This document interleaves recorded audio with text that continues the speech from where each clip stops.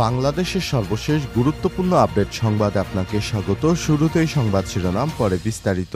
শুরুতেই জানাবো, July August গণহত্যার বিচারের স্বচ্ছতা এবং জবাবদিহিতা চায় মার্কিন যুক্তরাষ্ট্র।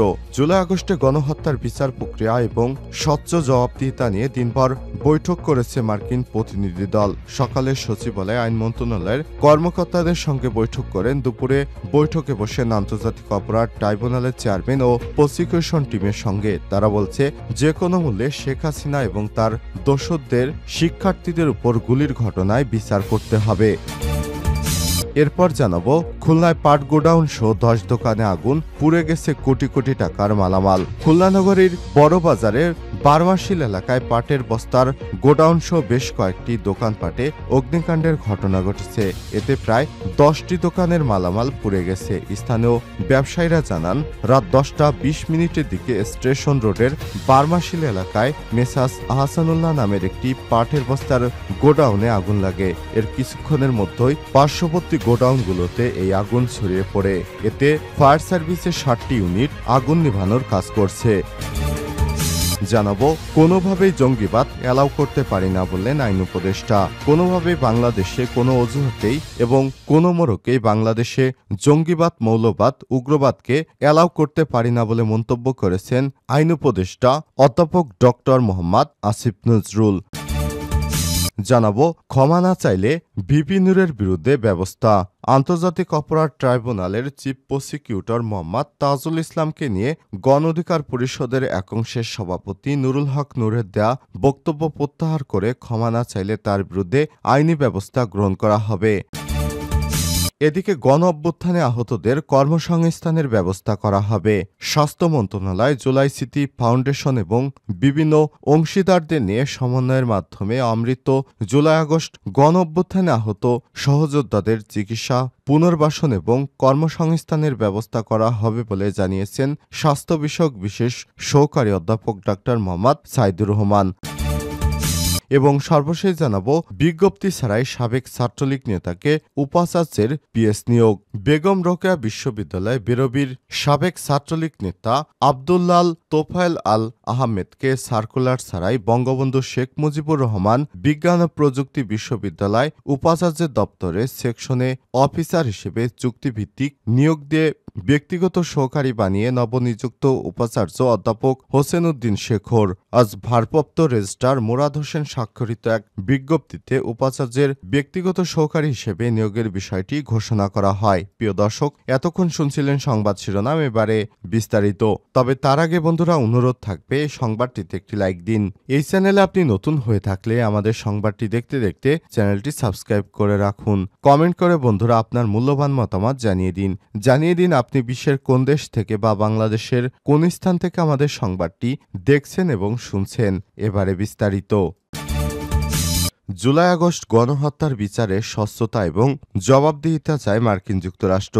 জুলাই আগস্টের গণহত্যার বিচার প্রক্রিয়া এবং জবাবদিহিতা নিয়ে দিনভর বৈঠক করেছে মার্কিন প্রতিনিধি দল। সকালে সচিবালয়ে আইন মন্ত্রণালয়ের কর্মকর্তাদের সঙ্গে বৈঠক করেছে তারা। দুপুরে বৈঠকে বসেন আন্তর্জাতিক অপরাধ ট্রাইব্যুনালের চেয়ারম্যান ও প্রসিকিউশন টিমের সঙ্গে। প্রসিকিউশন টিম হারিয়ে যা এভিডেন্স সংগ্রহে সহযোগিতা চান মার্কিন প্রতিনিধি দলের। জুলাই আগস্টে গণহত্যার বিচার এবং যখন শুরু হওয়ার অপেক্ষায় ঠিক তখন আন্তর্জাতিক অপরাধ ট্রাইব্যুনাল পরিদর্শন করলেন 6 সদস্যের মার্কিন প্রতিনিধি দল। বৃহস্পতিবার 14 নভেম্বর দুপুরে শুরু হওয়া এই বৈঠকটি চলে প্রায় 1 ঘণ্টা। রুদ্ধদ্বার বৈঠক এ গুরুত্ব পায় জুলাই গণহত্যার বিচারের জবাবদিহিতা ও স্বচ্ছতার উপর। পরে গণমাধ্যমের সঙ্গে আনুষ্ঠানিক কথা না বললেও প্রতিনিধি দলের প্রধান জানান, জবাবদিহিতার বিষয়ে আলোচনা হয়েছে। এর আগে সচিবালয়ে মার্কিন প্রতিনিধি দলের সঙ্গে বৈঠক হয় আন্তর্জাতিক অপরাধ ট্রাইব্যুনালের প্রসিকিউশন টিম এবং আইন উপদেষ্টার। সেখানে ফরেনসিক এভিডেন্স নিয়ে মার্কিন প্রতিনিধি দলের সহযোগিতা চায় প্রসিকিউশন টিম। তবে কোনো প্রক্রিয়ায় ডিজিটাল এভিডেন্স সংগ্রহে সহযোগিতা করবে মার্কিন প্রতিনিধি দল, তা পরে জানানো হবে বলে জানান তারা। 18 নভেম্বর আনিসুল হক, সালমান এফ রহমান সহ গ্রেপ্তার 10 মন্ত্রী, 2 উপদেষ্টাকে ট্রাইব্যুনালে হাজির করা হবে। খুলনায় পাট গোডাউন সহ 10 দোকানে আগুন, পুড়ে গেছে কোটি কোটি টাকার মালামাল। খুলনার নগরীর বড়বাজারে বারমাশিল এলাকায় পাটের বস্তার গোডাউনে বেশ কয়েকটি দোকানে অগ্নিকাণ্ডের ঘটনা ঘটে। আগুনে প্রায় 10টি দোকানের মালামাল পুড়ে গেছে। স্থানীয় ব্যবসায়ীরা জানান, গত রাত 10টা 20 মিনিটের দিকে স্টেশন রোডের বার্মাশিল এলাকায় মেসাস আহসানুল্লাহ নামের একটি পাটের বস্তার গোডাউনে আগুন লাগে। কিছু সময়ের মধ্যে পার্শ্ববর্তী সাইফুল ইসলামের গোডাউন সহ আরও বেশ কয়েকটি দোকানে আগুন ছড়িয়ে পড়ে। আগুন নিয়ন্ত্রণে কাজ করে ফায়ার সার্ভিসের 7টি ইউনিট। তারা জানান, বৈদ্যুতিক শক সার্কিট থেকে আগুনের সূত্রপাত ঘটতে পারে।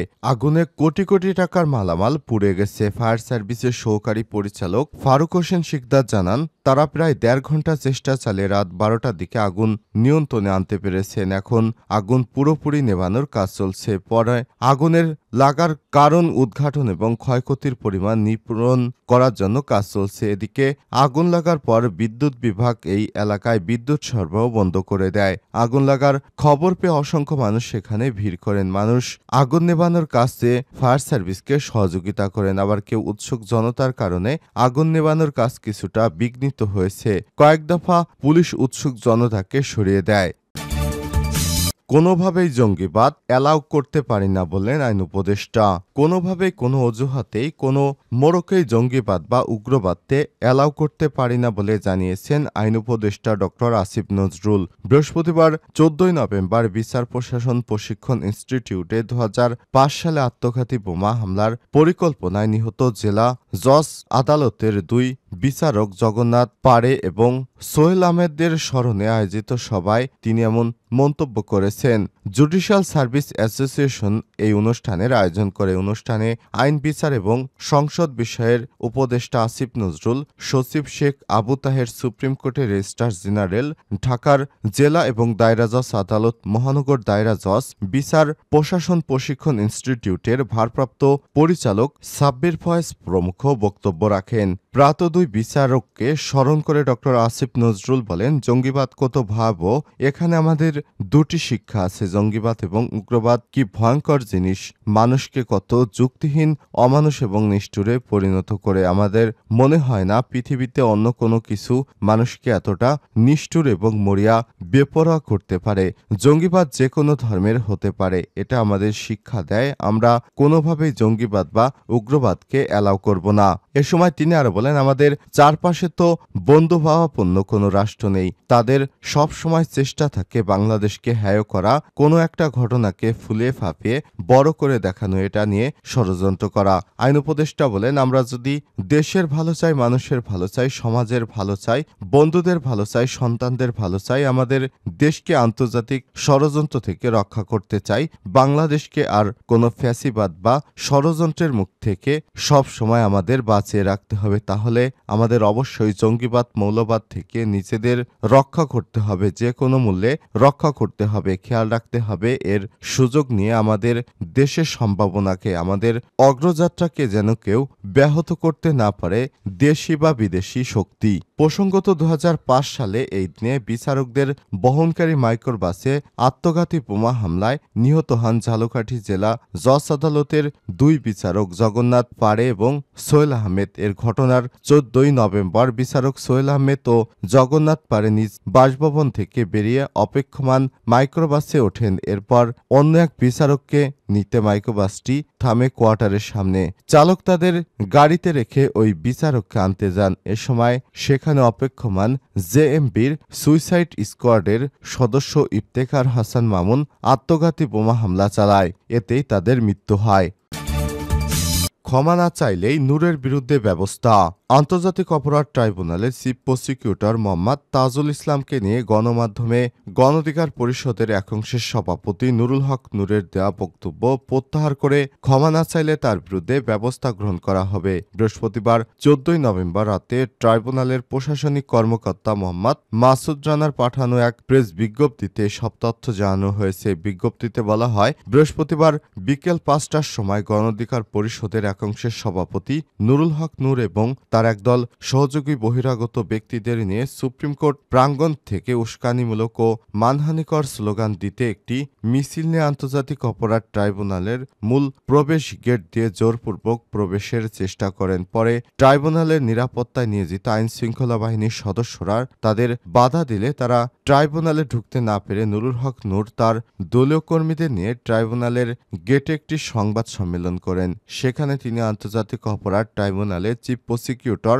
মোহাম্মদ তাজুল ইসলামের বিরুদ্ধে আওয়ামী লীগ ও জাতীয় পার্টির সঙ্গে বৈঠকের ভিত্তিহীন বানোয়াট, অসত্য এবং উস্কানিমূলক কিছু অভিযোগ গণমাধ্যমের কাছে প্রকাশ করে উদ্দেশ্য প্রণোদিতভাবে তার এই সব মিথ্যা অভিযোগ ইলেকট্রিক এবং প্রিন্ট মিডিয়া ও সামাজিক যোগাযোগ মাধ্যমে ছড়িয়ে পড়ে। নুরুল হক নূরের এই বক্তব্যের ফলে আন্তর্জাতিক অপরাধ ট্রাইব্যুনাল এবং চিফ প্রসিকিউটর মোহাম্মদ তাজুল ইসলামের মর্যাদা ব্যাপকভাবে ক্ষুণ্ণ করা হয়েছে। বিজ্ঞপ্তি দ্বারা বলা হয়েছে, নুরুল হক নূর এবং তার দলীয় কর্মীদের এমন বেআইনি কার্যকলাপ সম্পূর্ণ অনাকাঙ্ক্ষিত এবং ষড়যন্ত্রমূলক বলে প্রতীয়মান হচ্ছে। তার এই হঠকারী কার্যক্রমে জুলাই আগস্টে গণহত্যা এবং মানবতাবিরোধী অপরাধের বিচার প্রক্রিয়া প্রভাবিত এবং বাধাগ্রস্ত করা শামিল। আন্তর্জাতিক অপরাধ ট্রাইব্যুনালের চিফ প্রসিকিউটর কার্যালয়ের পক্ষ থেকে নুরুল হক নূর এবং দলীয় নেতাকর্মীদের বেআইনি ষড়যন্ত্রমূলক কাজের তীব্র নিন্দা ও প্রতিবাদ জানানো হচ্ছে। এ অবস্থায় বিপি নুরুল হক নূরকে ক্ষমা চাইতে হবে।